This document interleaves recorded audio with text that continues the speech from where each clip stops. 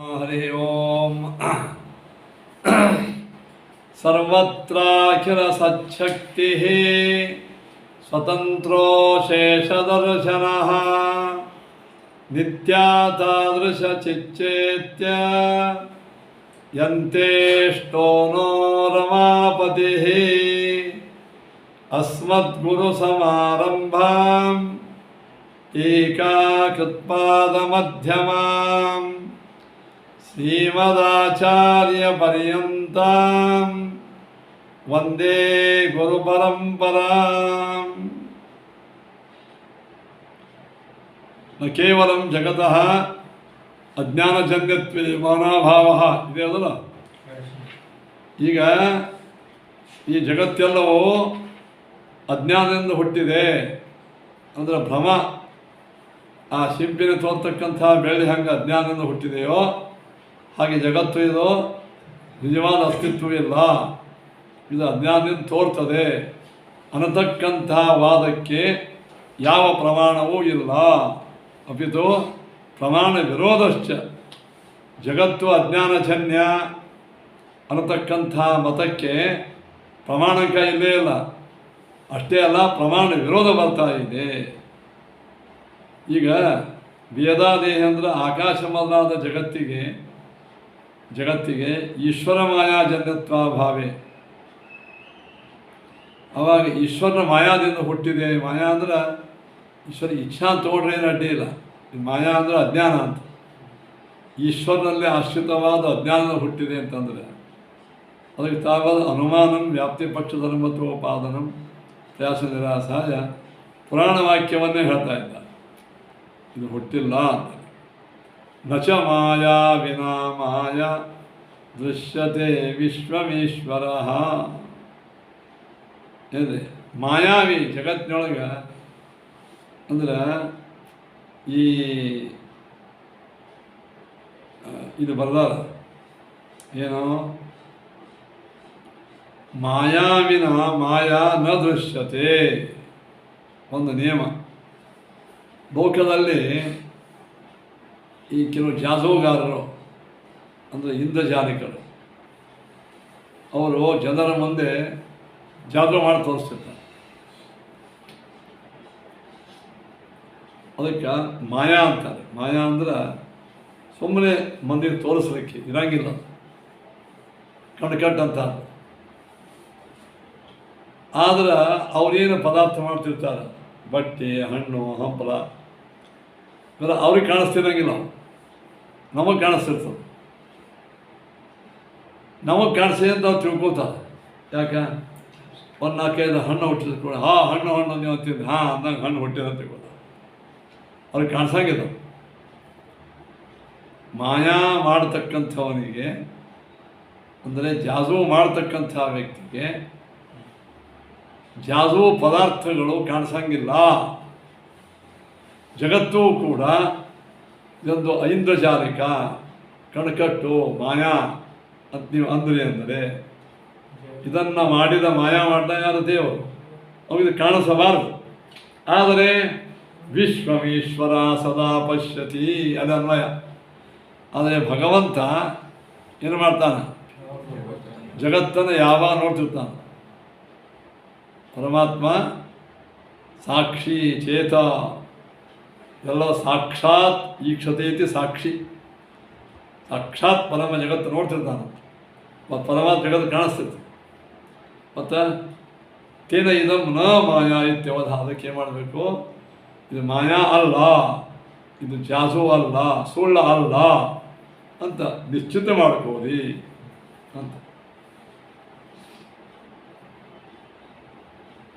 ಇನ್ನೊಂದು ಟೀಕಾರಾಯರು ಹೇಳ್ತಾರೆ, ವಿಶ್ವಂ ಈಶ್ವರ ಸದಾ ಪಶ್ಯತಿ. ಅದು ನೋಡಿ ಟೀಕಾ ಭಕ್ತಿ, ಅದು ನೋಡಿ. ನಾ ಅಲ್ಲೆಲ್ಲ ಹೇಳ್ತಿರ್ತೀನಿ, ನೋಡ್ಕೊಳ್ಳಿ. ವಿಶ್ವಂ ಈಶ್ವರ ಸದಾ ಪಶ್ಯತಿ ಇತಿ ಪಕ್ಷಧರ್ಮೋಪದರ್ಶನಂ. ಅದು ಹೇತು ಪಕ್ಷೊಳಗದ ಅಂತ ಅರ್ಥ. ಸದಾ ಅನ್ನೋದ್ರಿಂದ ಸ್ವರೂಪ ಕಥನ ಅಂದರೆ ಯಾವಾಗಲೂ ನೋಡ್ತಿರ್ತಾನಂದ್ರೆ ಸ್ವಭಾವದ. ಮಾಯಾವಿ ಮಾಯಾಮಪಿ ಪರೋಕ್ಷತೋ ಜಾನಾತಿ. ಏನ್ರೆ ಮಾಯಾವಿ ಮಾಯಾವಿ ಮಾಯಾಮಪಿ ತನ್ನ ಮಾಯಾ ಅದನ್ನೋದು ಪರೋಕ್ಷತೋ ಜಾನಾತಿ, ಅವ ಇನ್ನೊಬ್ಬರೇ ತಿಳ್ಕೊತಾನೆ ಅಪ್ರತ್ಯಕ್ಷವಾಗಿ. ನೀವು ಆ್ಯಕ್ಷನ್ ಮಾಡ್ಲಿಕ್ಕಂದ್ರೆ ಓಹೋ ನನ್ನ ಆ್ಯಕ್ಟ್ ಆಗಿದೆ ಅಂತ ಅರ್ಥ. ಅದಕ್ಕೆ ದೃಶಿ ಅಂತಂದ್ರೆ ಪಶ್ಯತಿ ಅಂತ ನೋಡುವ ಸಾಕ್ಷಾತ್ಕಾರ ಇರ್ತದೆ. ತೇನ ಇದಂಚ ಮಾಯಾ ಇತಿ ಸಾಧನತ್ವಖ್ಯಾಪನೇನ ನ ಈಶ್ವರ ಮಾಯಾಚನಮಿತಿ ಯಾವತ್ತ. ಜಗತ್ತು ಈಶ್ವರನ ಮಾಯಾ ಅಂದ್ರೆ ಇದು ಅಜ್ಞಾನ, ಅಜ್ಞಾನಜನ್ಯ ಅಲ್ಲ. ಇಲ್ಲಿ ಹಿಂಗೆ ಪ್ರಯೋಗ ಮಾಡ್ಯಾರ ಟೀಕಾರ, ಏಮತ್ರ ಪ್ರಯೋಗ ಪರಿಶುದ್ಧಿ ಅಂಬರಾಧಿಕಂ ನ ಈಶ್ವರ ಮಾಯಾಜನ್ಯಂ ತೇನ ದೃಶ್ಯಮಾನತ್ವ. ಇದು ಅನುಮಾನ. ಅಂಬರ ಅಂದ್ರೇನು? ಆಕಾಶ ಮೊದಲಾದ ಈ ಜಗತ್ತು, ಇದು ಪಕ್ಷ. ನ ಈಶ್ವರ ಮಾಯಾಜನ್ಯಂ, ಇದು ಭಗವಂತನಲ್ಲಿ ಆಶ್ರಿತವಾದ ಅಜ್ಞಾನದಿಂದ ಹುಟ್ಟಿದ್ದಲ್ಲ. ಯಾಕೆ? ತೇನ ದೃಶ್ಯಮಾನತ್ವ, ಆ ಪರಮಾತ್ಮನಿಂದ ಯಾವಾಗ ನೋಡಲ್ಪಡ್ತಾ ಇರ್ತದೆ ಜಗತ್ತು. ಯತಯನ್ ಮಾಯಾಜನ್ಯಂ ನ ತದ ದೃಶ್ಯತೆ, ಯಾವುದು ಯಾವನ ಮಾಯಾದಿಂದ ಹುಟ್ಟಿದೋ ಅದು ಅವನಿಗೆ ಕಾಣಿಸ್ತಿರಂಗಿಲ್ಲ. ಅಥವಾ ಐಂದ್ರಜಾಲಿಕಂ ವಸ್ತು ಅಂದರೆ ಜಾದೂಗಾರ, ಐಂದ್ರಜಾಲಿಕನ ವಸ್ತು ಐಂದ್ರಜಾಲ ಮಾಡಿದವ ಕಾಣಿಸಂಗಿಲ್ಲ. ಇಲ್ಲಿ ಮಾತು ಏನಾಗ್ತದೆ, ಪರಮಾತ್ಮಗೆ ಜಗತ್ತು ಕಾಣಿಸ್ತದೆ. ಹೀಗಾಗಿ ಏನಾಯ್ತಿದ್ರು, ಪರಮಾತ್ಮನ ಮಾಯಾಜನ್ಯ ಅಲ್ಲ. ಅವ ಮತ್ತೆ ನೋಡ್ರಿ ದುರಾಗ್ರಹದ ಪ್ರಶ್ನೆ ಮಾಡ್ತಾನೆ. ಅವನು ಮಾಯಾವಿನ ಐಂದ್ರಜಾಲಿಕ ವಸ್ತು ಮಾದರಿ, ಮಾಯಾವಿ ಆಗಿರ್ತಕ್ಕಂಥ ವ್ಯಕ್ತಿಗೆ ಅದು ಕಾಣಿಸೋದು ಬೇಡ. ಪರಮೇಶ್ವರಿನ ದೃಶ್ಯಮಾನಮಪಿ ವೇದಾಧಿಕಂ ತನ್ನ ಮಾಯಾಮಯಂ ಕಿಂ ನಶ. ಆದರೆ ದೇವರು ಜಗತ್ತನ್ನೇ ನೋಡ್ಲಿಕ್ಕತ್ತಾನೆ, ಅದು ಮಾಯಾಮಯ ಯಾಕಾಗಿರಬಾರದು. ತಥಾಚ ವಿಪಕ್ಷೆ ಬಾಧಕ ಭಾವ ನ ಇದಂ ಮಾಯಾಮಯಂ ಚೇತ್ನ ಮಾಯಾಯಾಹ ಲೋಕೋಪಮತ್ವೇ ಅದೃಷ್ಟಕಲ್ಪನಾ ಪ್ರಸಂಗ.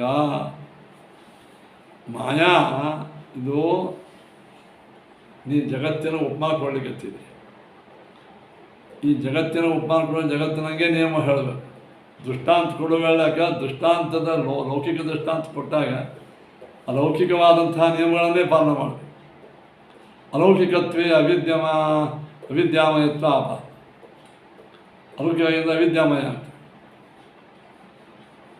ಅದಕ್ಕೆ ಕಾರಣ ಅವಧಾರಿತ, ನಿಶ್ಚಿತವಾಗಿಯೂ ಅದು ಭಗವಂತನ ನೋಡಲ್ಪಡ್ತದ, ಸತ್ಯವೇ ಅದು. ಏವಂ ವೇದಾದೇಹೇ ಅಮಾಯಾಮಯತ್ವೇ ಪ್ರಮಾಣಂ ಅಭಿಧಾಯ. ಆಕಾಶಾದಿ ಪ್ರಪಂಚವು ಇದು ಮಾಯಾಮಯವಲ್ಲ, ಅಂದರೆ ಅಜ್ಞಾನದ ಹುಟ್ಟಿದ್ದ ಅಲ್ಲ. ದುಃಖಾದೇಹೇ ದುಃಖಾದೇಹೇ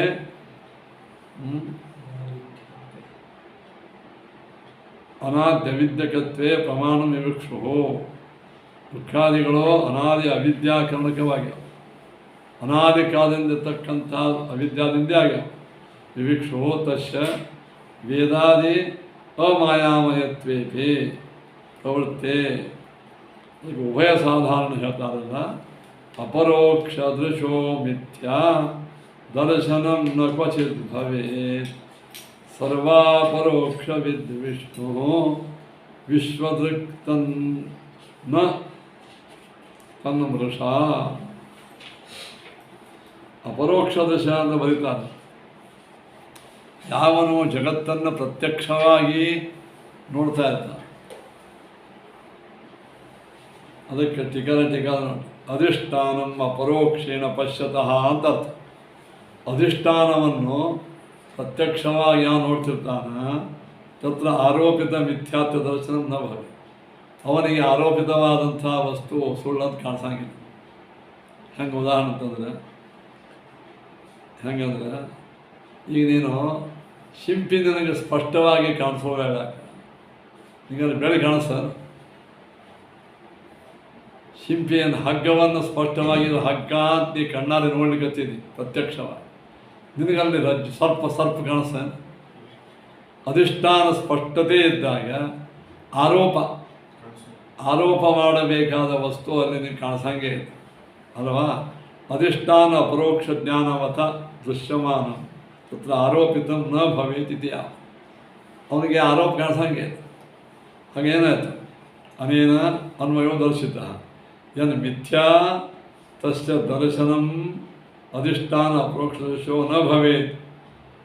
ಯಾವುದು ಸುಳ್ಳವೋ ಅದರ ದರ್ಶನಕ್ಕೆ ಅಧಿಷ್ಠಾನದ ಜ್ಞಾನ, ಯಾವುದು ಸುಳ್ಳಾಗಿತ್ತಂದ್ರೆ ಅದಕ್ಕೆ ಅಧಿಷ್ಠಾನವಾದ ವಸ್ತು ಕಾಣಿಸಬಾರದು.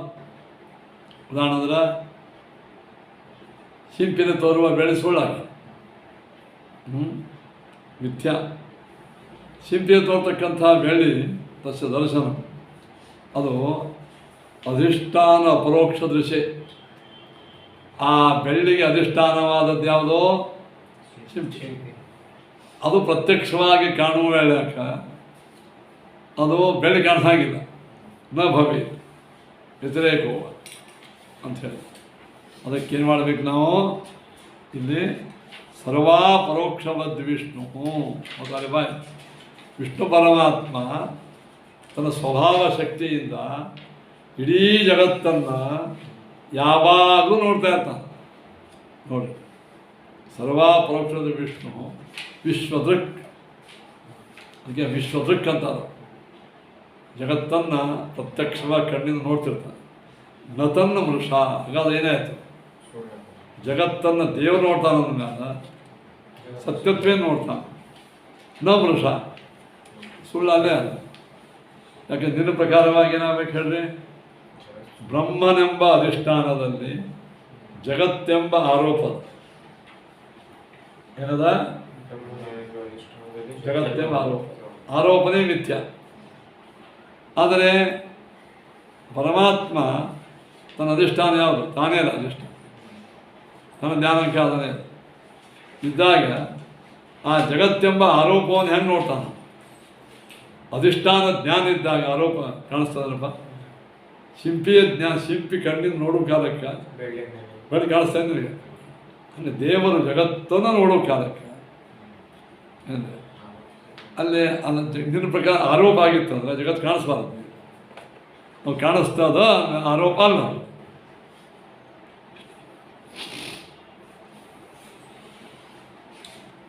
ಇವೆಲ್ಲ ಟೀಕಾ ಅದೇ ವಿಚಾರ ಅಲ್ಲ. ಇದು ಸ್ವಲ್ಪ ಕೆಳಗೆ ಅಂದರೆ 72ನೇ ಕೆಳಗೆ 3ನೇ ಪ್ಯಾರ, 4ನೇ ಪ್ಯಾರ. ಯಮತ್ರ ಪ್ರಯೋಗ ಪ್ರಕ್ರಿಯೆ ವಿವಾದ ಪದಂ ನ ಆರೋಪಿತಂ ಸರ್ವಾತ್ಮನ ಅಧಿಷ್ಠಾನ ಅಪರೋಕ್ಷ ಜ್ಞಾನವತ ದೃಶ್ಯಮಾನತ್ವ. ಇದು ಅನುಮಾನ ಆಕಾರ. ವಿವಾದ ಪದಂ ಅಂದ್ರೆ ನಿಮ್ಮ ವಿವಾದಕ್ಕೆ ಆಸ್ಪದವಾದ ಜಗತ್ತು ಅಂತ ಅರ್ಥ. ಜಗತ್ತು ನ ಆರೋಪಿತಂ, ಇದು ಆರೋಪಿತವಲ್ಲ, ಸುಳ್ಳು ಅಲ್ಲ.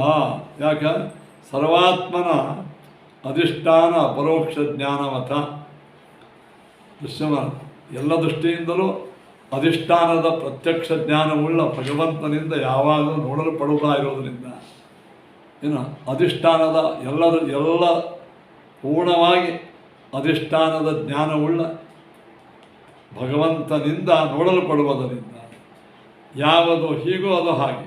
ಉಕ್ತವಿಧಯ ಸ್ತಂಭವಿಧ ದೃಶ್ಯಮಾನ ನ ಕುಂಭ ತತ್ರ ಆರೋಪಿತ. ಯಾವನ ಕಣ್ಣಿಗೆ ಸ್ಪಷ್ಟವಾಗಿ ಒಂದು ದೊಡ್ಡದ ಗಟ್ಟಿಯಾದ ಕಂಬ ಕಾಣಿಸಕತ್ತದ, ಅಲ್ಲಿ ಕುಂಭ ತತ್ರನ ಆರೋಪಿತ. ಆ ಕುಂಭವನ್ನು ಆರೋಪ ಮಾಡ್ತಾನೇನೋ, ದಡದಳಿತಂತಲ್ಲ. ಕಂಬವನ್ನು ನೋಡೋ ಕಾಲಕ್ಕೇನೆ ಅಯಂ ಕುಂಭ ಅಂತ ಅವಾಗ ಆರೋಪ ಮಾಡಿ ಬರ್ತದೆ. ಅಥವಾ ನೈವಂ ತನ್ನೈವ ಶುಕ್ತಿಕಾರೋಪಿತ ರಜತ ಮುಕ್ತರೀತ್ಯ ಶುಕ್ತಿದರ್ಶನ ನ ದರ್ಶ. ಉದಾಹರಣೆ ಎನ್ನೈವ ಅಂದರೆ ಶುಕ್ತಿಕಾ, ಶಿಂಪೆಯನ್ನು ನೋಡುವವನಿಗೆ ಬೆಳ್ಳಿಯು ಕಾಣಿಸುವುದಿಲ್ಲ. ಅದು ಬೆಳ್ಳಿಯನ್ನು ಅದೇನು ಬೆಳ್ಳಿ ಕಾಣಿಸ್ಬೋದು, ಅದು ಹೋದಾಗ ಈ ಯಾವ ಶಿಂಪಿ ನೋಡ್ಲಿಕ್ಕತ್ತಾನ ಅಲ್ಲೇ ಬೆಳ್ಳಿ ಕಾಲ ಕಾಣಿಸಂಗೆ. ಅಧಿಷ್ಠಾನ ಜ್ಞಾನೇ ಅಪಿ ಭ್ರಮ ಅನುವೃತ್ತವು.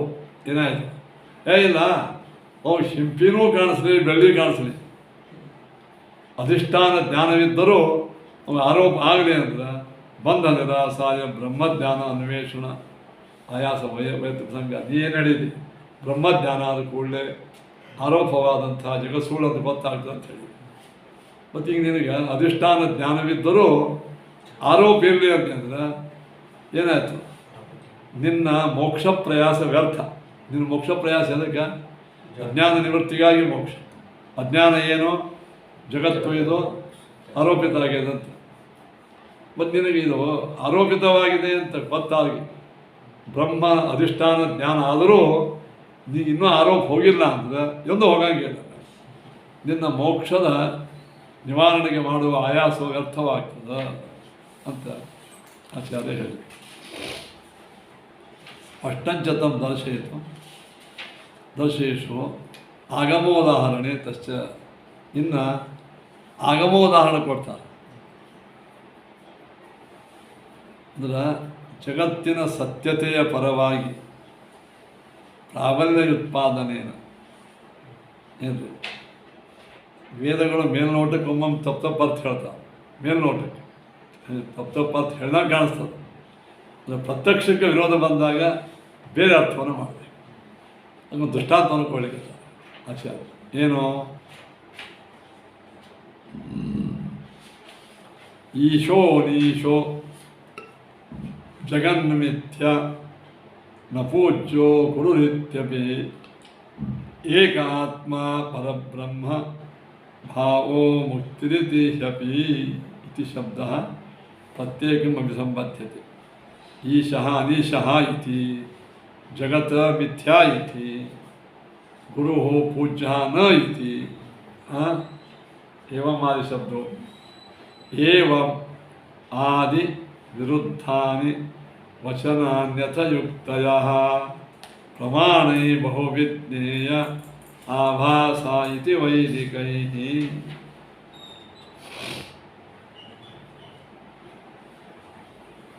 ಏನು ಹೇಳಿದ್ರು ಬಾಯಿಲೆ, ಕೆಲವು ಆಗಮಗಳವ ಏನವ, ಈಶನು ಅನೀಶನಾಗಿದ್ದಾನೆ. ಈಶಃ ಅನೀಶ, ಈಶಾ ಅಂತ ಯಾರು ಹೆಸರು ಕೊಡ್ತಾನೆ, ಈಶ ಅಲ್ಲ. ಒಂದು ಜಗತ್ತು ಮಿಥ್ಯೆಯಾಗಿದೆ ಇನ್ನೊಂದು, ಗುರುಗಳು ಪೂಜ್ಯರಲ್ಲ ಅಂತ ಇನ್ನೊಂದು, ಪರಬ್ರಹ್ಮ ಆತ್ಮ ಏಕೈವ, ಪರಬ್ರಹ್ಮನು ಜೀವಾತ್ಮ ಇಬ್ಬರು ಒಂದೇ.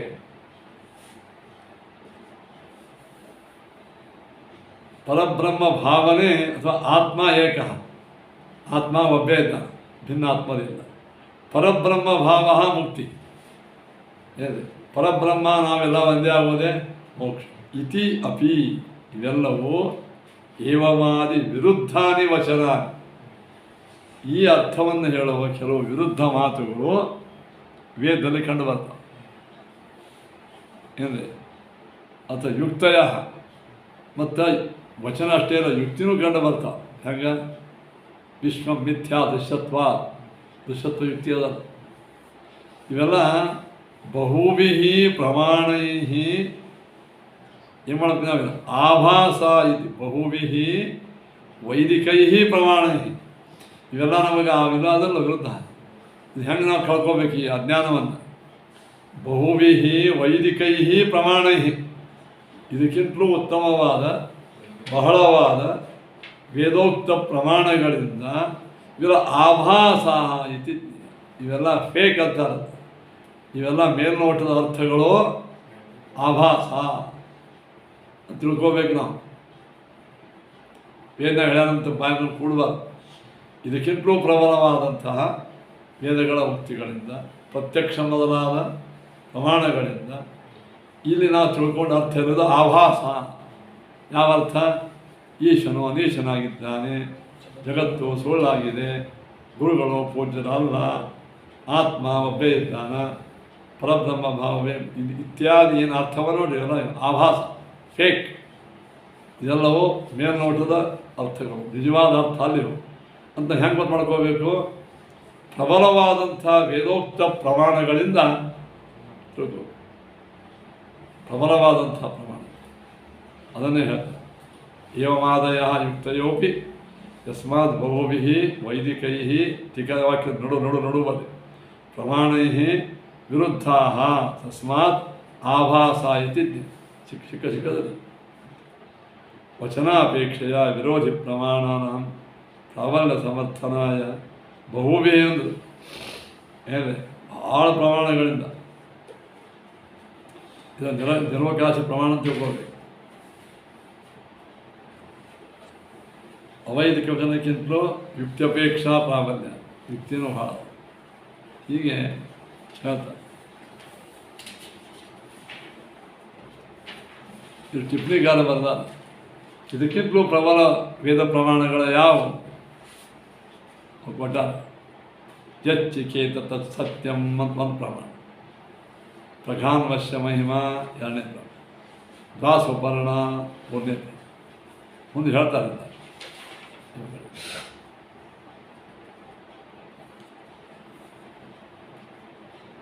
ಅದಕ್ಕೆ ಹೇಳಿದ್ರು ಯಥಾ ಪ್ರಮಾಣ ವಿರುದ್ಧಾನಾಂ ಯುಕ್ತೀನಾಂ ಅವಿಷಯ ವೃತ್ತಿತ್ವೇನ ವ್ಯಾಪ್ತಿ ಶೂನ್ಯತ್ವೇನ. ಪ್ರಮಾಣ ವಿರುದ್ಧವಾದಂಥ ಯುಕ್ತಿಗಳು ಯುಕ್ತಿನೇ ಅಲ್ಲ, ಅದಕ್ಕೆ ಅದನ್ನು ಕನ್ಸಿಡರ್ ಮಾಡಬಾರ್ದು. ವೇದ ವೇದಾನುಸಾರೇಶು ವಿರೋಧೆ ಅನ್ಯರ್ಥ ಕಲ್ಪನಾ ಅಲ್ಲ. ನೀವು ಈಶನು ಅನೀಶನಾಗಿದ್ದಾನೆ, ಜಗತ್ತು ಸುಳ್ಳಾಗಿದೆ, ಗುರುಗಳು ಪೂಜ್ಯರು ಅಲ್ಲ, ಇವೆಲ್ಲ ಯಾರೋ ಸಾಮಾನ್ಯ ಮಂದಿ ಹೇಳಿರ್ತೀವಿ, ವೇದ ಹೇಳ್ತದ. ಆ ವೇದ ಅಪೌರುಷ ಆಗಿದೆ, ಅದು ಹೇಳಿ ತಪ್ಪು ಹೆಂಗೆ ಆಗ್ತದ ಅಂತ ನೀವು ಅನ್ಬೋದು. ಅದಕ್ಕೆ ಹೇಳ್ತಾರೆ ವೇದ ವೇದಾನುಸಾರೇಶು. ಟೀಕಾರ ವಾಕ್ಯ ಅವ್ರಿಗೆ ಗೊತ್ತಾಗ್ತದೆ. ವೇದಂ ಅನುಸರಂತಿ ಇತಿ ವೇದಾನುಸಾರಿಣಿ ವೇದ ವೇದಾನುಸಾರೇಶು ಪ್ರಬಲ ಪ್ರಮಾಣ ವಿರೋಧೆ. ವೇದ ಮತ್ತು ವೇದಾನುಸಾರಿಯಾದಂಥ ಪುರಾಣಗಳು ವಿರೋಧೆ, ಇವುಗಳಿಂದ ವಿರೋಧಿ ಅಂದರೆ ಏನು? ಮುಖ್ಯ ತತ್ವಜ್ಞಾನಕ್ಕೆ ವಿರೋಧ ಬಂದರೆ ಅನ್ಯಾರ್ಥಕ, ಅದಕ್ಕೆ ಬೇರೆ ಅರ್ಥ ಮಾಡಬೇಕು. ಏನು ಇತರಾಣಿ ವಿರುದ್ಧಾನಿ ಪ್ರಲಂಬ ಬ್ರಹ್ಮಜ. ಇದು ವೇದ ಅಲ್ಲ, ಯಾರೋ ಮೂರ್ಖರು ಮಾತಾಡಲ್ಲ, ಅಲ್ಲಾಗ ಅರ್ಥ ಬೇರೆ ಮಾಡಬೇಕು. ಅವ ಮೂರ್ಖರ ಮಾತವ ಬಿಟ್ಬಿಡ್ಬೇಕು. ವೇದವಾಕ್ಯಗಳಿದ್ದು ಅಂದ್ರೆ ಅರ್ಥ ಬೇರೆ ಮಾಡಿ, ಅಯೋಗ್ಯನೇ ಮಾತಾಡಿದ್ರಂದ್ರೆ ಅಲ್ಯಾಕೆ ಅರ್ಥ ಬೇರೆ ಮಾಡ್ತಿದ್ದೆ. ಅವ ಅಯೋಗ್ಯದಾನ ತಪ್ಪದ ಅಲ್ವಾ? ಅವು ಪ್ರಲಂಬ ಭ್ರಮಜ. ಪ್ರಲಂಬ ಅಂದ್ರೆ ಮೋಸ.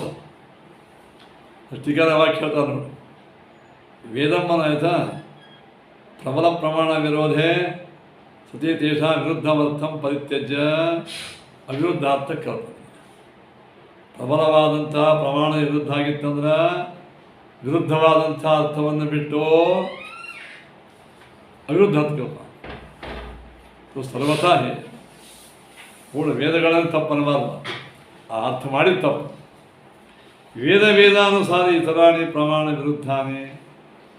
ಇನ್ನು ವೇದಕ್ಕೆ ಅನುಕೂಲವಾಗದೇ ಇದ್ದಂಥ ವಾಕ್ಯಗಳಿದ್ದು ಅಂದ್ರೆ ಅವುಗಳ ವಾಕ್ಯಗಳೇ ಭ್ರಮಾತ್ಮಕ ಅಂತ ಈ ರೀತಿಯಾಗಿ ಹೇಳಿದೆ.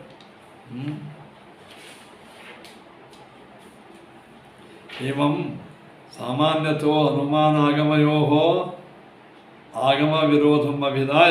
ಸಾಮಾನ್ಯವಾಗಿ ಅನುಮಾನಾಗಮಗಳಿಗೆ, ಅನುಮಾನ ಅಂದರೆ ಯಾವ ಮಿಥ್ಯಾನುಮಾನಗಳಿಗೆ ಆಗ ವಿರೋಧವನ್ನು ಹೇಳಿ ಈಗ ವಿಶೇಷತೋಪಿ ತಂದರ್ಶಿ, ವಿಶೇಷವಾಗಿ ಜಗನ್ಮಿಥ್ಯಾ ಅನ್ನತಕ್ಕಂತಹ ವಾದಗಳಿಗೆ ವಿಶೇಷವಾಗಿ ವೇದವ್ಯಾಸರ ಸೂತ್ರಗಳ ವಿರೋಧ ಬರ್ತದೆ. ಜಗತ್ತು ಸುಳ್ಳು, ಜೀವಬ್ರಹ್ಮರು ಒಂದೇ ಅನ್ನತಕ್ಕಂತಹ ಮಾಯಾವಾದಿಗಳ ಮತಕ್ಕೆ ವೇದಗಳ ವಿರೋಧಕ್ಕೂ ಬಂದೇ ಬರ್ತದೆ. ಮತ್ತು ವೇದಾಂತ ಸೂತ್ರಗಳ ವಿರೋಧವೂ ಬರುತ್ತದೆ. ಯಾವ ಸೂತ್ರಪ್ಪ? ಓಂ ನಾಸತೋ ದೃಷ್ಟತ್ವಾತ್ ಓಂ ಬ್ರಹ್ಮಸೂತ್ರ 2ನೇ ಅಧ್ಯಾಯ 2ನೇ ಪಾದ 26ನೇ ಸೂತ್ರ. ಓಂ ನಾಭಾ ಉಪಲಬ್ಧೇ ಹೇ ಓಂ 2ನೇ ಅಧ್ಯಾಯ 2ನೇ ಪಾದ 28ನೇ ಸೂತ್ರ. ಓಂ ವೈಧರ್ಮ್ಯಾಚನ ಸ್ವಪ್ನಾಧಿಪತ 2ನೇ ಅಧ್ಯಾಯ 2ನೇ ಪಾದ 29ನೇ ಸೂತ್ರ. ಇತ್ಯಾದಿ ಭಗವದ್ವಚನೇನಾಪಿ ನಿರಸ್ತಾಹ. ಭಗವಂತ ಯಾರು? ವೇದವ್ಯಾಸ, ಸಾಕ್ಷಾತ್ ಭಗವಂತನ ಅವತಾರ ಭೂತರಾದ ವೇದವ್ಯಾಸ ದೇವರ ವಚನಗಳಿಂದ ಈ ಜೀವಬ್ರಹ್ಮರ ಐಕ್ಯ ಜಗನ್ಮಿಥ್ಯಾತ್ಮ ನಿರಸ್ತವಾಯಿತು ಸೂತ್ರಗಳಿಂದ. ಆದಿಪದೇನ ಇನ್ನು ಸೂತ್ರವ ಓಂ ಪೃಥಗುಪದೇಶಾತ್ ಓಂ ಸೂತ್ರ ಇತ್ಯಾದಿಕಂ ಆತ್ಮಭೇದ ಪ್ರತಿಪಾದಕಂ ಸೂತ್ರಂ ಗೃಹ್ಯತೆ. ಇವೆಲ್ಲ ಏನು? ಜೀವಾತ್ಮ ಪರಮಾತ್ಮನ ಭೇದವನ್ನೇ ಜಗತ್ಸತ್ಯತ್ವವನ್ನೇ ಹೇಳುವ ಸೂತ್ರಗಳು. ಯದ್ಯಪಿ ಪ್ರಾಗುದಾರತಾನಿ ಭಗವದ್ವಚನಾನ್ನೇವ ತಥಾಪಿ ಹಿಂದೆಲ್ಲ ಹೇಳಿದ್ದು ಅವು ಭಗವಂತನ ವಚನಗಳೇ, ಅಸತ್ಯವ ಪ್ರತಿಷ್ಠ ಅಂತ ಹೇಳಲ್ಲ. ಅವು ದೇವರ ವಚನಗಳೇ. ಕೃಷ್ಣ ಯಾದವ ಕೃಷ್ಣ, ವಾಸಿಷ್ಠ ಕೃಷ್ಣ. ಆದರೆ ಇವ್ಯಾಕೆ ಹೇಳಿದ್ರು? ನಿರ್ಣಾಯಕತ್ವೇನ ಆ ಹಿಂದೆ ಹೇಳಿದ ಏನು ಗೀತಾವಚನಗಳಕ್ಕಿಂತಲೂ ವ್ಯಾಸ ಸ್ಮೃತಿಯಕ್ಕಿಂತಲೂ ಸೂತ್ರಗಳು ವೇದಾರ್ಥ ನಿರ್ಣಯವನ್ನು ಮಾಡ್ತಾರೆ. ವೇದಾರ್ಥ ನಿರ್ಣಾಯಕವಾಗಿದ್ದರಿಂದ ಆ ಹಿಂದಿನ ಪ್ರಮಾಣಗಳಕ್ಕಿಂತ ಈ ಪ್ರಮಾಣ ಪ್ರಬಲವಾಯಿತು. ನಿರಸ್ತಾ ಪ್ರಪಂಚಮಿಥ್ಯಾತ್ವಾದಿ ಪರ ಅನುಮಾನ ಆಗಮಾಹ. ಏನು ನಿರಸ್ತಾ? ಪ್ರಪಂಚವು ಸುಳ್ಳಾಗಿದೆ, ಏನು ಜೀವಾತ್ಮ ಪರಮಾತ್ಮರು ಐಕ್ಯವಿದೆ ಎಂಬುವಂಥ ವಾದಗಳು, ಈ ಎಲ್ಲ ವಾದಗಳು ನಿರಸ್ತ. ವೇದವ್ಯಾಸರೇ ನಿರಾಸ ಮಾಡಿದರು ತದ್ವಾದನ. ಅಂದರೆ ಏತಾನಿ ಸೂತ್ರಾಣಿ ಶೂನ್ಯವಾದಿ ಮತ ನಿರಾಸ ಮತ್ತು ನಾವತ್ತು ಮಾಡ್ತಾರೆ, ಒಂದು ಆಡಿಟ್ ಮಾಡ್ತಾರೆ. ಅಲ್ರಿ ಇವೆಲ್ಲ ಸೂತ್ರಗಳು ವೇದವ್ಯಾಸದೇವರ ಸೂತ್ರವಲ್ಲ. ಇವು ಜಗತ್ತೆಲ್ಲವೂ ಶೂನ್ಯದ, ಜಗತ್ತೆಲ್ಲವೂ ಶೂನ್ಯ, ಜಗತ್ತೆಲ್ಲವೂ ಜ್ಞಾನಾಕಾರ ಅಂತಕ್ಕಂಥ ಬೌದ್ಧರ ಮತ ನಿರಾಸ ಮಾಡಲಿಕ್ಕೆ ಹೊಂಟಾಗ ನಮ್ಗೆ ಹಚ್ಚಿದ ಹೆಂಗೆ? ಬೌದ್ಧ ಮತ ನಿರಾಸ ಮಾಡಲಿಕ್ಕೆ ಹೊಂಟ ಈ ಸೂತ್ರಗಳನ್ನು ನೀವು ನಮ್ಮ ಮತ ನಿರಾಸ ಮಾಡಲಿಕ್ಕೆ ಹೊಂಟದ್ದು ಅಲ್ಲಿಗೆ ಗೊತ್ತಿದೆ. ಏನು ರೀ? ಶೂನ್ಯಮೇವ ಹಂಗಂದ್ರೆ ಅನುವಾದ ನೋಡಿ. ತಥಾಹಿ ಶೂನ್ಯಮೇವ ಜಗತ್ ಕಾರಣಂ ವಸ್ತು ಕಿಂ ಈಶ್ವರೇಣ ಇತಿ ಪ್ರಾಪ್ತೇ. ನೋಡು ಅಲ್ಲೇ ಅದು ವ್ಯಾಖ್ಯಾಸಂತೆ, ನೀವು ವ್ಯಾಖ್ಯಾನ ಮಾಡ್ತಾರೆ. ಶೂನ್ಯವಾದಿ ಮತ ನಿರಾಕರಣ ಪರತೆಯ ಸಿದ್ಧಾಂತೆ ವ್ಯಾಖ್ಯಾಸಂತೆ. ಏನು ವ್ಯಾಖ್ಯಾನ ಮಾಡ್ತಾರೆ? ಅದು ವ್ಯಾಖ್ಯಾನ ಏನು ಮಾಡ್ತಾರೆ? ಶೂನ್ಯವೇ ಜಗತ್ತಿಗೆ ಕಾರಣವಾಗಿದೆ. ಕಿಂ ಈಶ್ವರೇಣ, ಜಗತ್ತಿಗೆ ಈಶ್ವರ ಕಾರಣವಾಗಬೇಕು. ಹಿಂಗೆ ಪೂರ್ವಪಕ್ಷ ಬರಲು ಪ್ರತ್ಯಾಖ್ಯಾತಂ ನಾಸತಃ ಇತಿ. ಅದಕ್ಕೆ ಪ್ರತಿಯಾಗಿ ವೇದವ್ಯಾಸ ಸೂತ್ರ ಬಂತು. ನಾಸತೋ ದೃಷ್ಟತ್ವ ನ ಅಸತಃ ಶೂನ್ಯಸ್ಯ ಜಗತ್ ಕಾರಣತ್ವಂ ಮಂತವ್ಯಂ. ನ ಅಂದೇನು? ಅಸತಃ ನ ಅಂದ್ರೇನು? ಶೂನ್ಯಕ್ಕೆ ಜಗತ್ ಕಾರಣತ್ವವನ್ನು ಹೇಳಬಾರದು. ಯಾಕೆ? ಕುತಃ ಅದೃಷ್ಟತ್ವ ನಹಿ ಕಿಮಪಿ ಶೂನ್ಯಾದ್ ಉತ್ಪದ್ಯಮಾನಂ ದೃಷ್ಟಂ. ಶೂನ್ಯದಿಂದ ಯಾವುದೇ ಪದಾರ್ಥ ಹುಟ್ಟಿದ್ದು ನಾವೆಲ್ಲೂ ನೋಡಿಲ್ಲ. ಅದಲ್ಲ, ಆಕಳಿನೊಳಗೆ ಹಾಲು ಹುಡ್ತಂದ್ರೆ ಹುಲ್ಲದ ಹುಡ್ತದೆ. ಶೂನ್ಯನ ಹುಡ್ತಂದ್ರೆ ಒಟ್ಟೆ ಏನೇನೂ ಇಲ್ಲೇ ಇಲ್ಲ. ಅಲ್ಲಿಂದ ಹುಡ್ತಂದ್ರೆ ಆಮೇಲೆ ಫಲ ಬೇಡ, ಬಿತ್ತೋದು ಬೇಡ, ಬೀಜ ಹಾಕೋದು ಬೇಡ, ಧಾನ್ಯ ಹುಟ್ಟಲಿಲ್ಲ. ಶೂನ್ಯ ಅಂದೇನು ಏನೂ ಇಲ್ಲ. ಏನೂ ಇಲ್ಲದೇ ಇರೋದ್ರಿಂದ ಹುಡ್ತಿತ್ತಂದ್ರೆ ಇಷ್ಟ್ಯಾಕೆ ಮತ್ತೆ ಕಳವಳ ಮಾಡಬೇಕು ನಾವು? ಇಟ್ಟಂಗಿ ಬೇಡ, ಸಿಮೆಂಟ್ ಬೇಡ, ನೀರು ಬೇಡ, ಏನು ಕಬ್ಬಣ ಬೇಡ, ಮನೆ ಹುಟ್ಟಿ ಶೂನ್ಯದಿಂದ ಹುಟ್ಟೋದು ಹುಟ್ಟಿದ ಇಲ್ಲ. ಬಟ್ಟೆಗಳು ಹುಟ್ಟಲಿಕ್ಕೆ ತಂತುಗಳು ಬೇಕು, ಮನೆ ಹುಟ್ಟಲಿಕ್ಕೆ ಕಲ್ಲು ಮಣ್ಣಗಳು ಬೇಕು, ಒಂದು ಕೂಸು ಹುಟ್ಟಲಿಕ್ಕೆ ಅವಾಪ ಬೇಕು. ಇವ್ರು ಯಾರೂ ಶೂನ್ಯರಲ್ಲ, ಅಶೂನ್ಯರು. ಜಗತ್ತಿನಲ್ಲಿ ಶೂನ್ಯದಿಂದ ಪದಾರ್ಥ ಹುಟ್ಟಿದ್ದು ಎಲ್ಲಿಯೂ ಕಂಡಿಲ್ಲ.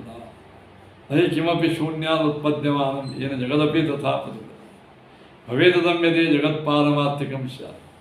ಮತ್ತವಂತಾನೆ ಈ ಜಗತ್ತು ಸತ್ಯವಾಗಿತ್ತು ಅಂದರೆ ಇವೆಲ್ಲ ಸತ್ಯವಾದ ವಸ್ತು ಹುಟ್ಟಲಿಕ್ಕೆ ಏನು ಬೇಕಪ್ಪ? ರಾ ಮಟೀರಿಯಲ್ ಬೇಕು.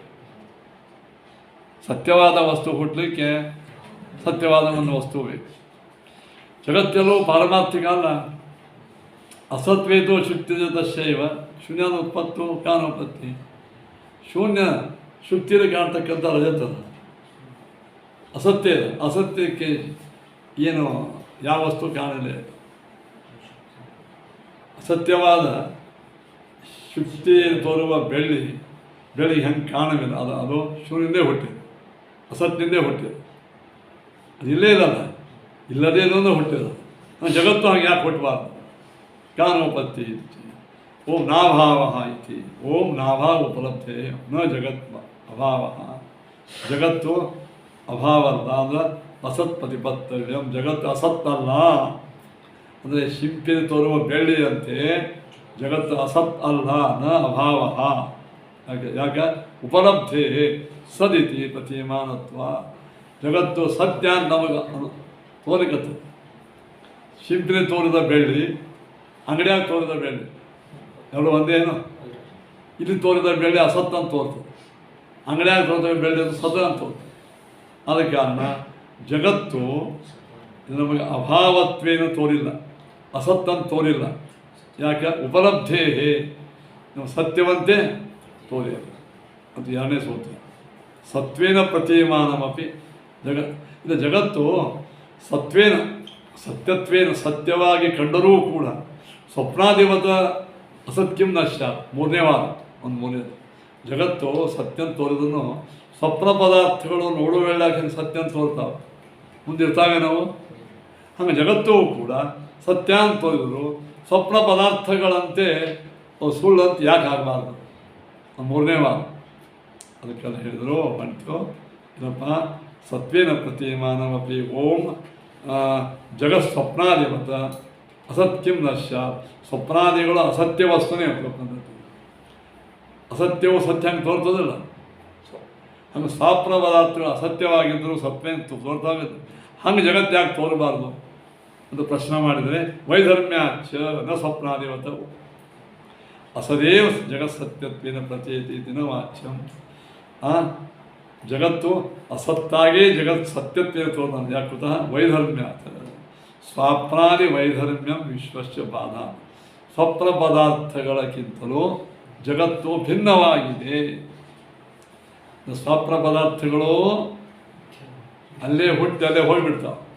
ಇನ್ನೊಂದು, ಎದ್ದ ಮೇಲೆ ನಾನು ನೋಡಿದ ಬಸ್ಸು, ನಾನು ನೋಡಿದ ರೋಡು, ನಾನು ನೋಡಿದ ಜಗತ್ತು ಇಲ್ಲ ಅಂತ ಬಾಧವ. ಎದ್ದು ಕೂಡಲೇ ಸ್ವಪ್ನದಲ್ಲಿ ಕಂಡ ಪದಾರ್ಥಗಳು ನಾನೇನು ನೋಡಿದೆ ಅವೆಲ್ಲ ಹೊರಗಿನ ವಸ್ತು ಅಂತ ನೋಡಿದೆ, ಅವೆಲ್ಲ ಇಲ್ಲ. ಹಾಗೆ ಈ ಜಗತ್ತು ಎಂದೋ ಯಾರಿಗೂ ಇಲ್ಲ ಅಂತ ತೋರಿಲ್ಲ. ಪ್ರವಾಹದ ನಿತ್ಯ ಇರ್ತದೆ, ಒಟ್ಟ ಇಲ್ಲ ಅಂತ ತೋರಿದೇನು? ಇಲ್ಲಪ್ಪ 89 ವರ್ಷ ನಾವು ಇದ್ದೀವಿ, ಈಗ ಪ್ರಾಣ ಹೋಯ್ತಾ ಒಂದು, ಈಗಿಲ್ಲ. ಹಂಗಾಗ್ತದೆ. ಜಗತ್ತು ಸ್ವಪ್ನ ಪದಾರ್ಥದ ಏನಿದೆ ಧರ್ಮ, ಸ್ವಪ್ನ ಪದಾರ್ಥಗಳ ಸ್ಥಿತಿಗೂ ಜಗತ್ತಿನ ಸ್ಥಿತಿಗೂ ವೈಧರ್ಮ್ಯಾಚ ವಿರುದ್ಧವಾದಂಥ ಪ್ರತಿ. ಅದಕ್ಕೆ ಬಾಧವಿಲ್ಲ. ಈ ಮೂರು ಕೊಟ್ಟು ನೋಡಿ. ಈ ಒಂದು ಸ್ವಪ್ನ ಪದಾರ್ಥ ಸತ್ಯ ಅಂತ ನಾವು ಅಂತೀವಿ, ಮಾತು ಬರುತ್ತೆ. ವೈಧರ್ಮ್ಯ ಹಂಗೆ ಹೌದು, ವೈಧರ್ಮ್ಯನೇ. ಸ್ವಪ್ನ ಪದಾರ್ಥಗಳು ವಾಸನಾದಿಂದ ಹುಡ್ತಾವೆ. ಈ ಹೊರಗಿನ ಪದಾರ್ಥಗಳು ಈ ಪ್ರಕೃತಿಯಿಂದ ಹುಡ್ತಾವೆ. ಅಂದರೆ ಮಣ್ಣಿನಿಂದ ಕೂಡ ಹುಡ್ತಾವೆ. ಮಣ್ಣಿನ ಅಲ್ಲೇ ಸ್ವಪ್ನದಲ್ಲಿರ್ತಕ್ಕಂಥ ಘಟ ಹುಟ್ಟಲಿಕ್ಕೆ ಈ ಮಣ್ಣು ಕಾಣಲ್ಲ, ವಾಸನಾ ಕಾಣ. ಇದೇ ವೈಧರ್ಮ್ಯ. ಅಲ್ಲಿ ವಾಸನಾತ್ವ ಇಲ್ಲಿ ಉಪಾದಾನ. ಮತ್ತು ಅಲ್ಲೇ ಹುಟ್ಟಲ್ಲಿ ನಷ್ಟ ಆಗಿಬಿಡ್ತಾವೆ. ಇಲ್ಲಿ ಭಾಳ ವೇಳೆ ಇರ್ತಾವೆ. ಇನ್ನು ಸುಳ್ಳು ಅಂತ ಅರ್ಥ ಏನು ಅಂದರೆ, ಹೊರಗಿನ ಆನೆಯೇ ಸ್ವಪ್ನದೊಳಗೆ ನೋಡಿದ್ದೆ ಎಂಬುದು ಸುಳ್ಳು. ಗೊತ್ತಿರಲಿ ವಿಷಯ. ಅಂತೂ ಏನಾಯಿತು, ಸ್ವಪ್ನ ಪದಾರ್ಥವು ಸತ್ಯವೇ, ಬಾಹ್ಯ ಪದಾರ್ಥವು ಸತ್ಯವೇ. ಅದು ವೈಧರ್ಮ್ಯ ಅಂತರ್ಭಾಳ. ಸತ್ಯ ಪದಾರ್ಥದಲ್ಲಿ ಅಂತರ್ಭಾಳದ ಇಲ್ಲ. ಈ ನಾಟಕದೊಳಗೆ ವ್ಯಕ್ತಿಯನ್ನು ನೋಡ್ತೀವಿ. ನಾಟಕದೊಳಗೆ ನಾವು ಬಣ್ಣ ಹಾಸ್ಕೊಂಡಿರ್ತಾನೆ, ಕಿರೀಟ ಹಾಕ್ಕೊಂಡಿರ್ತಾನೆ, ಪಿತಾಂಬರ ಉಟ್ಕೊಂಡಿರ್ತಾನೆ. ಅವೆಲ್ಲ ರಾಜ ಮಹಾರಾಜ ನಾಟಕ ಮುಗಿದ ಮೇಲೆ ಈಗ. ಹೀಗಾದರೆ ಇವು ಎರಡೂ ಸತ್ಯವೇ. ಅದು ನಾಟಕತ್ವೇನ ಸತ್ಯ, ಇದು ಜೀವನತ್ವೇನ ಸತ್ಯ. ಅದೇ ವೈಧರ್ಮ್ಯ.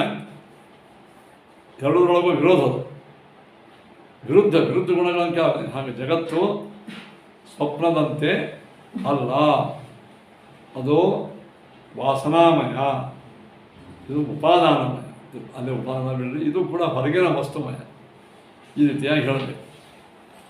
ಆಮೇಲೆ ರಜಸ್ಸು, ಅದಕ್ಕೆ ಅಲ್ಲಿ ಕೊನೆಗೆ ಹೇಳಿದರು, ಏನು ಹೇಳ್ದಂಗೆ ಆಯ್ತು ಕೊನೆಗೆ ಅಂತ ಕೇಳಿದ್ರೆ, ರಾಜಕಥಮೇಶಾಂ ಸೂತ್ರಾಣ ಮಾಯಾವಾದಿ ಮತ್ತು ನಿರಾಸಾಯ ಉದಾಹರಣೆ ಸಿದ್ಧಾಂತ ವಿರೋಧನಶ್ಯ. ಅದ ಕಾರಣ ಇವೆಲ್ಲ ಮಾಯಾವಾದ ಮತ್ತು ನಿರಾಸ ಮಾಡಲಿಕ್ಕೆ ಹೊಂಟಾವ ಸೂತ್ರ, ಕೇವಲ ಬೌದ್ಧವಾದ ನಿರಾಸ ಮಾಡಲಿಕ್ಕೆ ಹೊಂಟಿಲ್ಲ.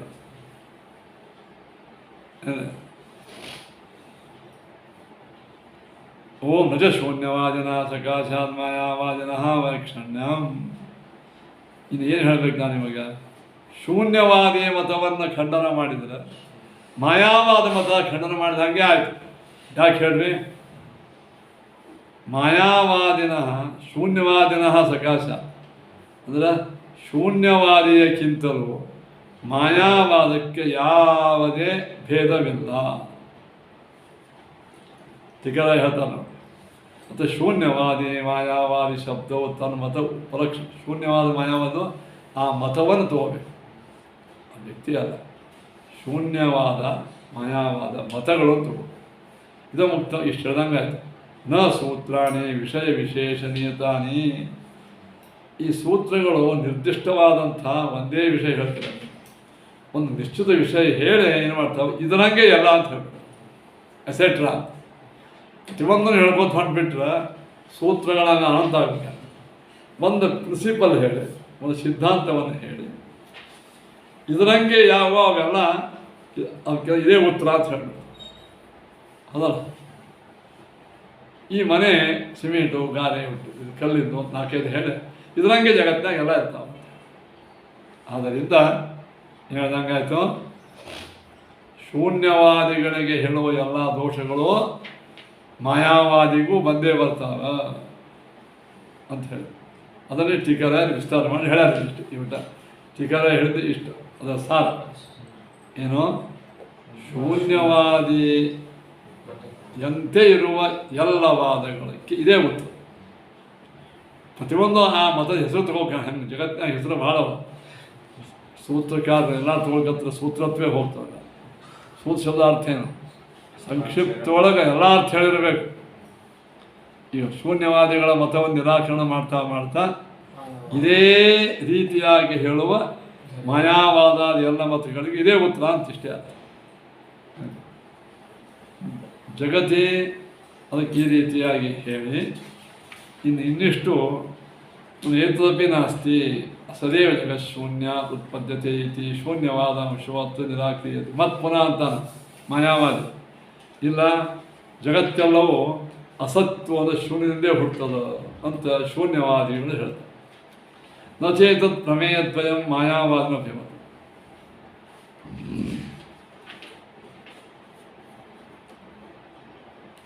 ಜಗತ್ತೆಲ್ಲವೂ ಅಸದೇವ ಶೂನ್ಯ ಹುಟ್ಟುತ್ತೆ. ಆದರೆ ಮಾಯಾವಾದಿಗಳು ಇದನ್ನು ಒಪ್ಪಂಗಿಲ್ಲ. ಜಗತಃ ಪಾರಮಾರ್ಥಿಕತ್ವ ಭಾವೇಪಿ, ಜಗತ್ತಿಗೆ ಪಾರಮಾರ್ಥಿಕ ಸತ್ಯತ್ವವಿಲ್ಲದೆ ಇದ್ದರೂ ಕೂಡ ವ್ಯಾವಹಾರಿಕ ಸತ್ವಶ್ಚ ಅಂಗೀಕೃತತ್ವ. ಅದಕ್ಕೆ ಜಗತ್ತಿನ ನಾವೇನು ಮಾಡಿವೋ ವ್ಯಾವಹಾರಿಕ ಸತ್ಯತ್ವ ಒಪ್ಪಗೊಂಡದ್ದರಿಂದ ಅಂಗೀಕೃತತ್ವ ನ ಅಪರಪ್ರಮೇಯ ವೈಲಕ್ಷಣ್ಯಾಭಾವ. ಅದಕ್ಕೆ 2 ತತ್ವಗಳು, ಪರಪ್ರಮೇಯ ಅಪರಪ್ರಮೇಯ. ಪರಪ್ರಮೇಯ ಅಂದರೆ ಬ್ರಹ್ಮ, ಅಪರಪ್ರಮೇಯ ಅಂದರೆ ಜಗತ್ತು. ಜಗತ್ತು ಇದು ಅಸತ್, ಶೂನ್ಯದಿಂದ ಹುಟ್ಟಿದಂತ ಅವರತ್ತ. ನಾವು ಹಂಗೆ ಅನ್ನಂಗಿಲ್ಲ. ಜಗತ್ತು ಇದು ಅಜ್ಞಾನ ಕಲ್ಪಿತ ಅಂತ ಹೇಳಿ, ಮತ್ತು ಜಗತ್ತು ವ್ಯಾವಹಾರಿಕ ಸತ್ಯ ಅಂತ ನಾವು ಹೇಳ್ತೀವಿ, ಅದನ್ನು ಅವ್ರಿಗೆ ಹೇಳೋಂಗಿಲ್ಲ. ಹೀಗಾಗಿ ಜಗತ್ತಿನ ವಿಷಯದ ಬಗ್ಗೆ ಮತ್ತು ಮಾಯಾವಾದಿಗಳಿಗೆ ಶೂನ್ಯವಾದಿಗಳಿಗೆ ವ್ಯತ್ಯಾಸ ಬಂತಲ್ಲ, ಎರಡು ಒಂದೇ ಅಂತ ಹೆಂಗೆ ಅಂತೀರಿ. ಇನ್ನು ಬ್ರಹ್ಮನ ವಿಷಯ, ಬ್ರಹ್ಮಣ ಜಗತ್ ಕಾರಣತ್ವಾಭ್ಯುಪಗಮಾನ್ ನ ಪರಮ ಪ್ರಮೇಯಪಿ. ಅವ ಶೂನ್ಯ ಜಗತ್ತಿಗೆ ಕಾರಣ ಅಂತ. ಯಾರು? ಬುದ್ಧ, ಬೌದ್ಧ. ನಾವು ಬ್ರಹ್ಮ ಜಗತ್ತಿಗೆ ಕಾರಣ ಅಂತ ವ್ಯತ್ಯಾಸ ಬಂತ. ಅವ ಜಗತ್ತೆಲ್ಲವೂ ಅಸತ ಶೂನ್ಯ ಅಂತ ಶೂನ್ಯ ಹುಟ್ಟಿನ ಅಂತ ಹೇಳಿ ನಾವು ಜಗತ್ತು ಇದು ವ್ಯಾವಹಾರಿಕ ಸತ್ಯ ಅಂತ ಅವ ಶೂನ್ಯದ ಜಗತ್ತು ಹುಟ್ಟಿದ ನಾವು ಬ್ರಹ್ಮ ಜಗತ್ತಿಗೆ ಕಾರಣ ಅಂತ ನಾವು ಹೇಳ್ತೀವಿ. ಹೀಗೆ ನಮಗ ಅವರಿಗೆ ಪರಾಪರ ಪ್ರಮೇಯದಲ್ಲಿ ವ್ಯತ್ಯಾಸ ಇರೋದರಿಂದ ಇಬ್ಬರೂ ಒಂದೇ ಇದ್ದಾರಂತ ಹೆಂಗಂತೀವಿ ಅನ್ಬೇಡ್ರಿ. ಮೈ ವಾಂ ನಿನ್ನ ಈ ವಾದ ಯತಃ ಪರಮಾರ್ಥಾಪೇಕ್ಷೆಯೇವ ಶೂನ್ಯವಾದಿನ ಜಗದ ಸದುಚ್ಯತೆ. ಏನಿದೆ ಅವನು ಪರಮಾರ್ಥಾಪೇಕ್ಷೆಯೇವ ಶೂನ್ಯವಾದಿನ ಜಗತ್. ಪರಮಾರ್ಥಾಪೇಕ್ಷೆಯಿಂದಲೇ ಜಗತ್ತು ಅಸತ್ ಅಂತ ಹೇಳ್ತಾನ. ಏನಿದೆ ಯಥಾ ಮಾಯಾವಾದಿ ಯಾವ ರೀತಿ ಅಥ ಪುನಃ ವಿದ್ಯೋದಯೇ ಅವಿದ್ಯಾಯಾಹ ನಿರುಪಾಖ್ಯತ್ವಮಂಗೀಕೃತ್ಯ ಅಸತ್ವಮುಚ್ಯತೆ. ಏನು ಮಾಡ್ತಾನೆ ಅವಿದ್ಯೆಯಿಂದಲೇ ಅಸತ್ ಆಗ್ತಂತ ಹೇಳಿ. ಹೀಗೆ ವ್ಯಾವಹಾರಿಕ ಸತ್ವಂತೂ ಜಗದ ತೇನಾಪಿ ಅಂಗೀಕೃತ. ನೀ ಹಂಗೆ ಜಗತ್ತಿಗೆ ವ್ಯಾವಹಾರಿಕ ಸತ್ಯ ಒಪ್ಕೋತೀಯೋ ಅದು ಅವನು ಒಪ್ಕೊಂಡಾನ ಯಾರು ಶೂನ್ಯವಾದಿ. ಅತಃ ಅಪರಪ್ರಮೇಯ ತಾವನ್ನ ಅಪರಪ್ರಮೇಯ ಜಗದ್ವಿಷಯಕವಾಗಿ ಅವನು ಕೂಡ ಶೂನ್ಯ, ಇದು ಪಾರಮಾರ್ಥಿಕ. ಶೂನ್ಯದ ಹುಟ್ಟಿರ್ತಕ್ಕಂಥ ಜಗತ್ತಿದು ವ್ಯಾವಹಾರಿಕ. ನೀ ಬ್ರಹ್ಮ ಪಾರಮಾರ್ಥಿಕ, ಜಗತ್ತು ಯಾವುದು ನೀ ಹೇಳ್ತೀನಿ. ಇಬ್ಬರು ಅದೇ ಆಯ್ತಲ್ಲ ಮತ್ತೆ. ಅದಕ್ಕೆ ಏನು ಹೇಳ್ಯಾರ ಹಂಗಂದ್ರೆ ವ್ಯಾವಹಾರಿಕ ಸತ್ವಶ ತೇನಾಪ್ಯಂಗೀಕ್ರಿಯಮಾಣತ್ವ.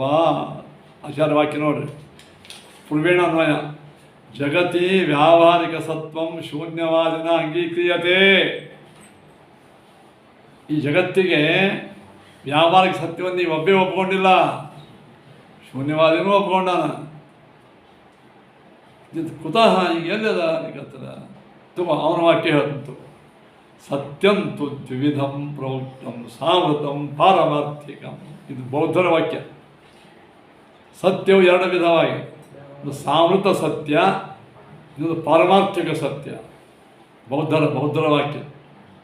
ಸಂವ್ರೀಯತೆ ಅನೇನ ಸಂವೃತಿ ಅವಿದ್ಯಾ. ಯಾವುದು ಎಲ್ಲವನ್ನು ಆವರಿಸ್ತದೋ ಅವಿದ್ಯಾಗ ಸಂವೃತಿ ಅಂತ. ತತ್ಕೃತಂ ಸಾಮೃತಂ. ಆ ಅವಿದ್ಯೆಯಿಂದ ಹುಟ್ಟಿದ್ದು ಸಾಮೃತ. ಅನೇನ ಸತ್ಯದ್ವಯೋದ್ದೇಶ ಕೃತ. ಸತ್ಯ ಎರಡು ಅಂತ ಆಯಿತು. ಕೇತೆ ದ್ವೇ ಸತ್ಯ. ಆ ಎರಡು ಸತ್ಯ ಯಾವುವು ಅದನ್ನು ಸ್ಪಷ್ಟ ಹೇಳ್ತಾರಲ್ಲ. ಸಾಮೃತಂ ವ್ಯಾವಹಾರ್ಯಂ ಸ್ಯಾತ್ ನಿವೃತ್ತವು ಪಾರಮಾರ್ಥಿಕ. ಬೌದ್ಧರ ಮಾತು. ಯದೀದಂ ಅನಾದಿ ವ್ಯವಹಾರ ವಿಷಯೋ ಜಗತ್ತ. ತಗೊಂಡು ಬಾ, ಕೊಡು, ತಗೋ, ತಿನ್ನು, ಹುಣ್ಣು, ಹೋಗು, ಬಾ ಇತ್ಯಾದಿ ಜಗತ್ತೆಲ್ಲ ಅದಲ್ಲ ಇದು. ಈ ತಗೊಂಡು ಬಾ, ಇಡು, ತಿನ್ನು, ಹುಣ್ಣು ಎಂಬ ಈ ವ್ಯವಹಾರಕ್ಕೆ ವಿಷಯವಾದ ಜಗತ್ತು ಸಾಮೃತಂ ಸತ್ಯಂ. ಇದು ಸಾಮೃತ ಸತ್ಯ ಅಂತಂತ. ಅದರ್ಥೇನು? ವ್ಯವಹಾರ ನಿವೃತ್ತೋ ವ್ಯವಹಾರ ಸತ್ಯ ಅಂತ ಅರ್ಥ. ವ್ಯವಹಾರ ನಿವೃತ್ತೋ ಇದು ಅವತಿಷ್ಠತೆ. ವ್ಯವಹಾರ ಎಲ್ಲ ಮುಗಿದ ಏನು ಉಳಿತದಲ್ಲ ಅದು ತದ್ ವ್ಯಾವಹಾರ್ಯಂ ಶೂನ್ಯಂ. ತದ್ ಅವ್ಯವಹಾರ, ಅದು ಅವ್ಯವಹಾರ ಶೂನ್ಯದು ಇತಿ. ತದ್ ಪಾರಮಾರ್ಥಿಕ. ಈ ವ್ಯವಹಾರ ಜಗತ್ತಿನಿಂದ ಭಿನ್ನವಾದದ್ದು ಪಾರಮಾರ್ಥಿಕ, ಅದು ಶೂನ್ಯ. ಕಿಂ ಲಕ್ಷಣಕ್ಕೇತೆ ಸತ್ಯ ಇತ್ತು. ಅದಕ್ಕೆ ಹೇಳಿದರು ನಿವೃತ್ತವು ಪಾರಮಾರ್ಥಿಕಂ. ಆ ಸಾಮೃತ ಸತ್ಯ ನಿವೃತ್ತಿ ಆದ ಮೇಲೆ ಏನಾಗ್ತದೆ? ಪಾರಮಾರ್ಥಿಕ. ಅಂದರೆ ಪಾರಮಾರ್ಥಿಕ ಶೂನ್ಯ ಸಾಕ್ಷಾತ್ಕಾರ.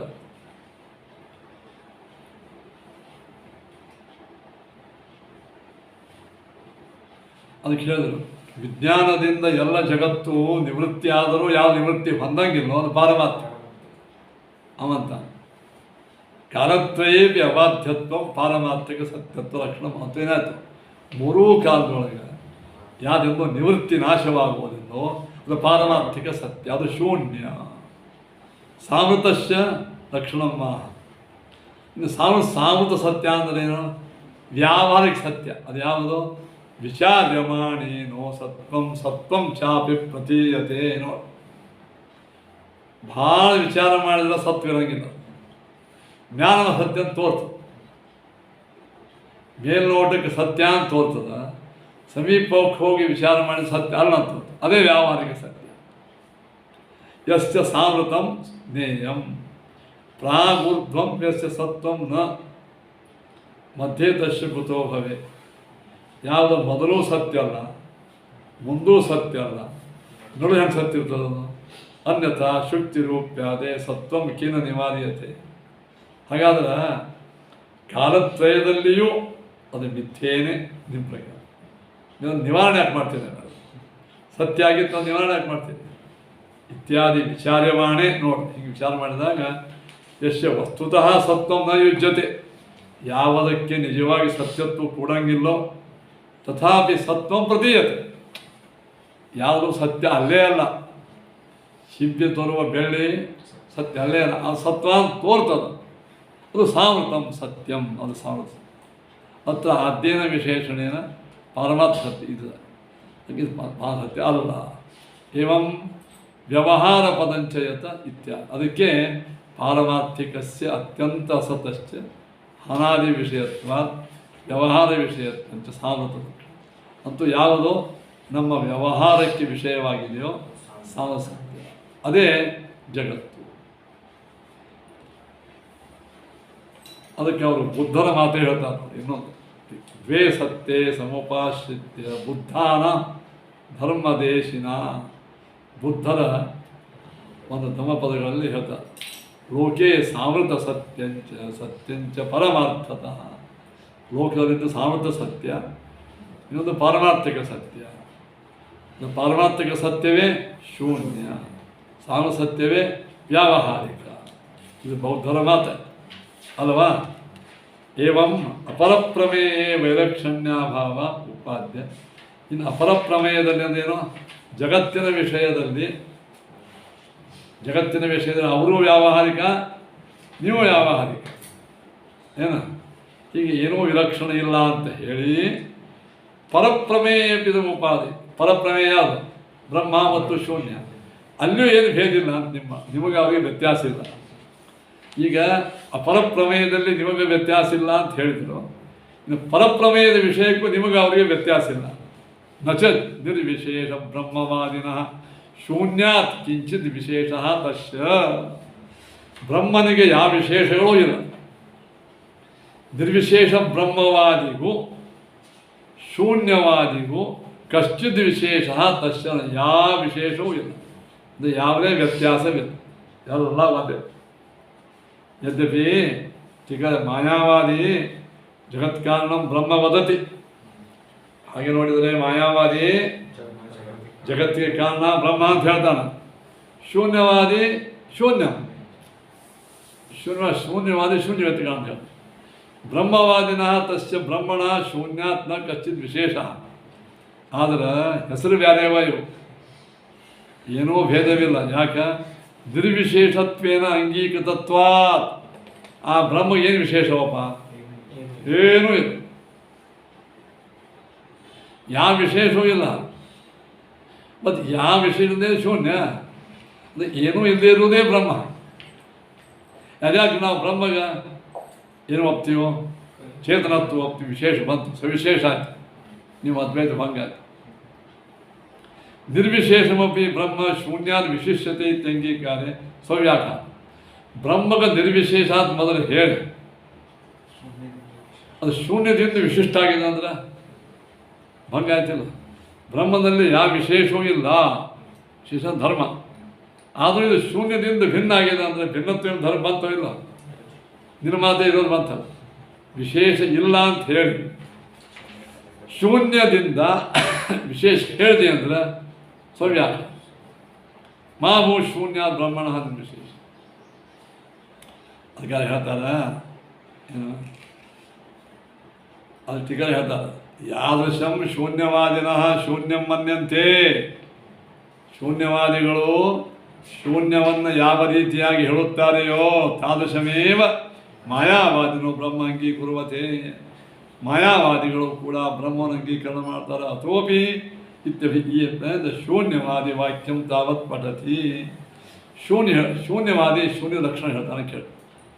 ನಿರ್ವಿಶೇಷಂ ಸ್ವಯಂ ಭಾತಂ ನಿರ್ಲೇಪಂ ಅಜರಾಮರಂ ಶೂನ್ಯಂ ತತ್ವಂ. ಹೇಳಲ್ವಾ? 50 ನಿಮಿಷ. ಆಯಿತು, ನಾಳೆ ಹೇಳ್ತೀನಿ, ಮುಂದಿನ ನಾಳೆ.